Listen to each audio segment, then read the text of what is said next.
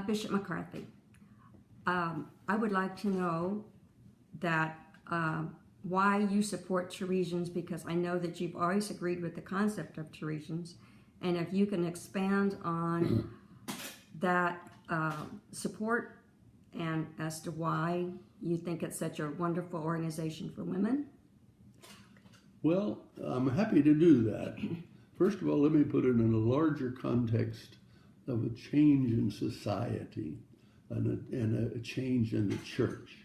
The Theresians coming into existence because of these changes, and they're called forth by the need in the church that's been very lacking. Let's go back to the Catholic Church in the northeastern part of the United States. For men, they had the Knights of Columbus, basically an insurance organization. And for the men in the parish, they had the Holy Name Society. 100 years ago, the Holy Name Society was a large, powerful organization. I don't think it exists anymore, because the need for it, the purpose of it was to motivate men, Catholic men, to not curse and to not use God's name in vain. And they pushed that, but as time passed and the society's and the church's problems became more complex, the utility of the Holy Name Society began to wander off. We can push the men over to the side, and let's look at the situation of women. In the average parish in the Northeast 100 years ago, or even 75 years ago, the society or the organization for women was almost completely limited to the altar society, which meant they washed vestments and polished to the sanctuary floor. Another group that they could belong to, which was much more meaningful, was the school, the home and schools organization. Because back in the Northeast, virtually every parish had a school alongside it, and so these two organizations provided women with some opportunity to involve themselves in the life of the church. Close that chapter. Everybody in urban America was becoming more sophisticated, more intelligent.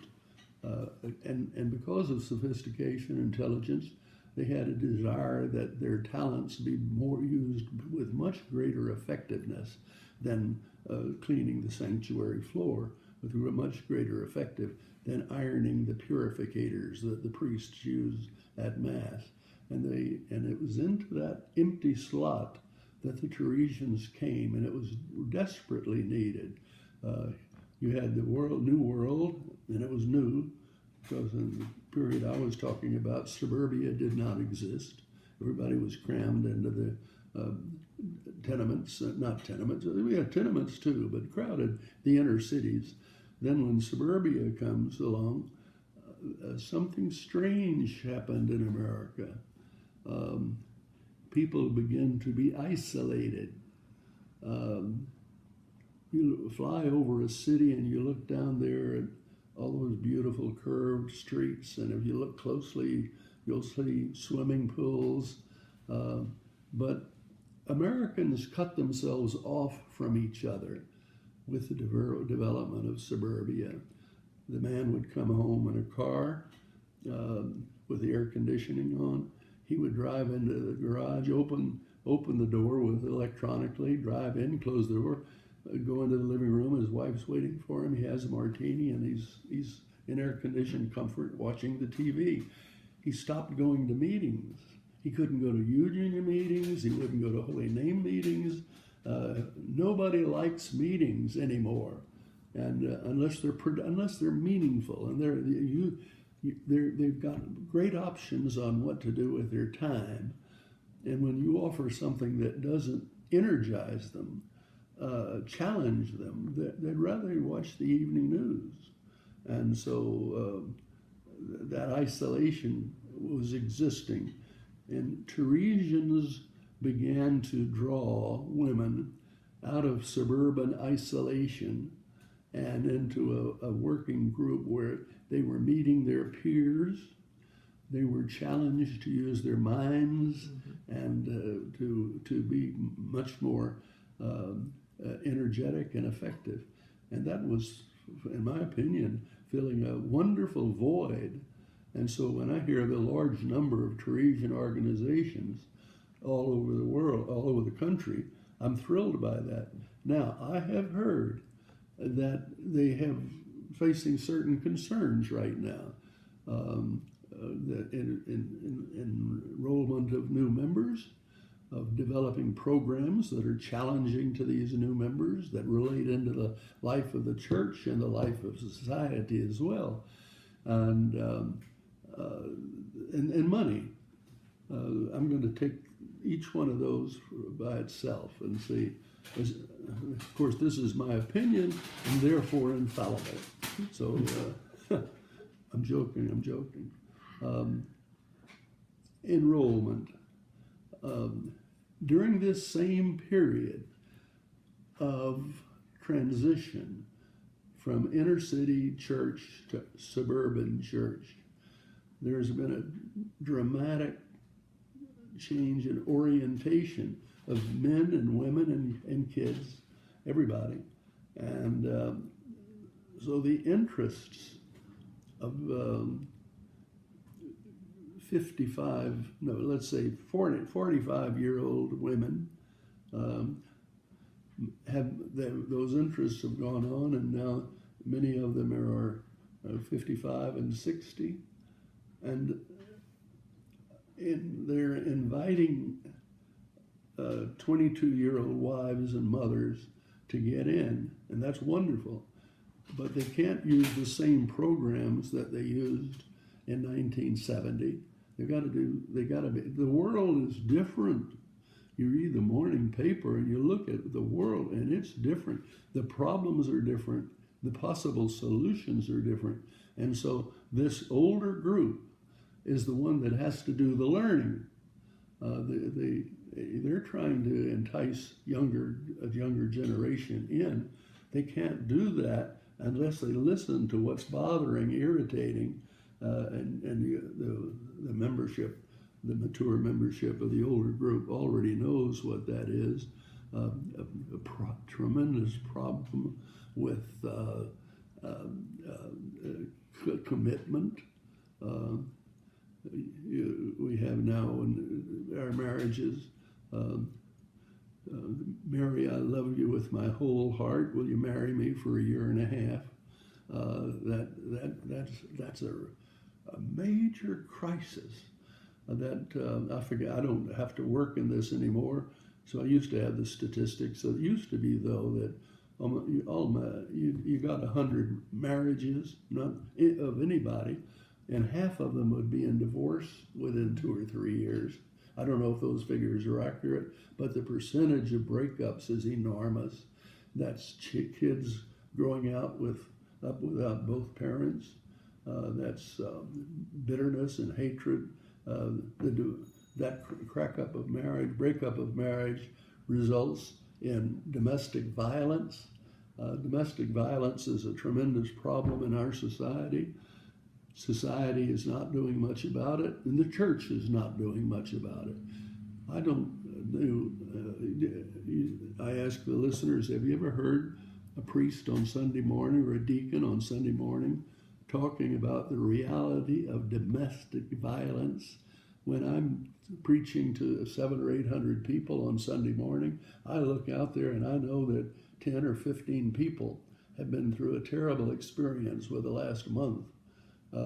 Usually caused by the husband, because we have not dealt with that. Thanks be to God, society has developed safe places for women.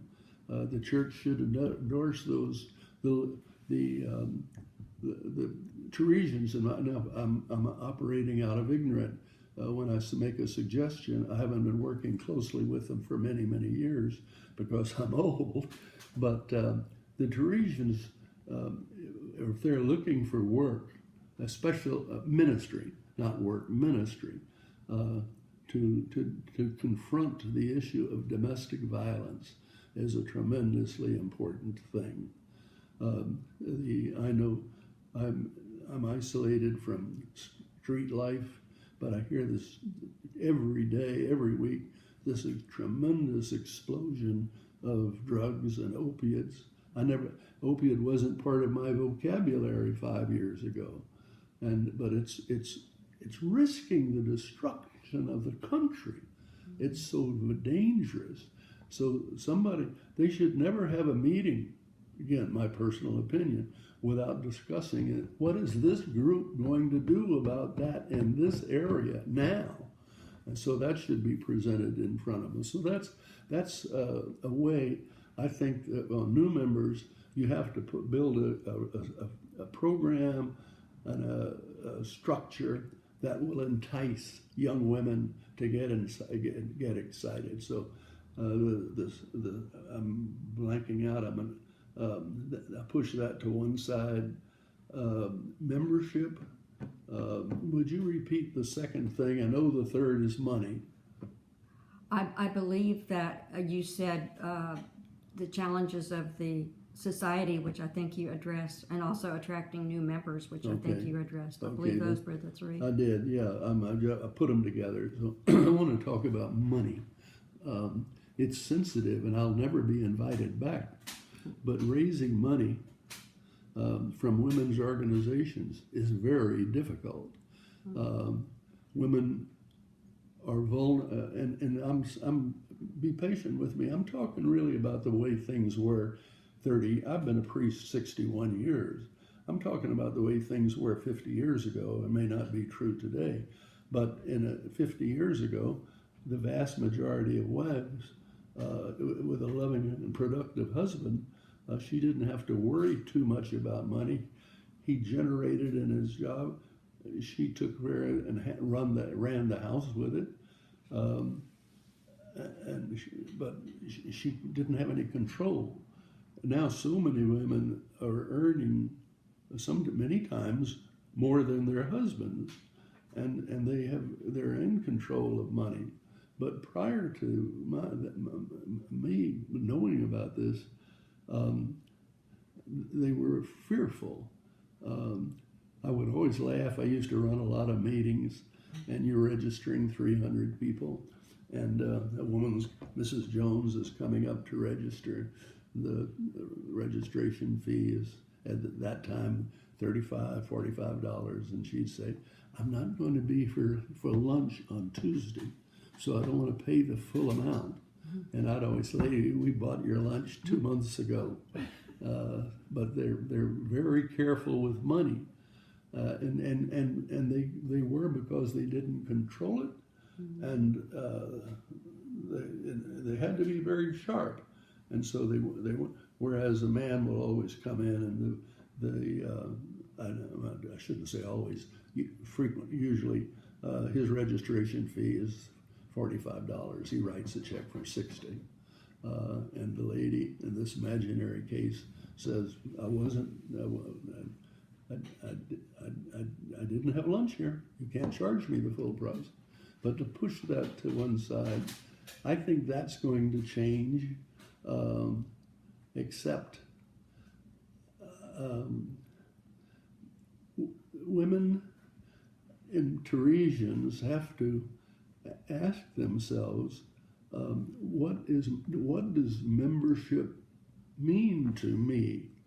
Does my ability to associate with intelligent, well-educated, analytical women of the Catholic faith give me the opportunity to grow and develop in my mind and in my spirit?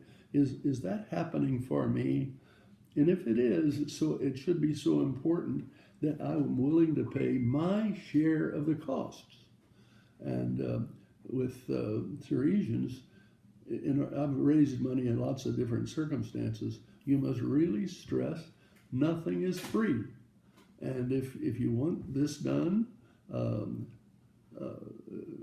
you have to bite the bullet.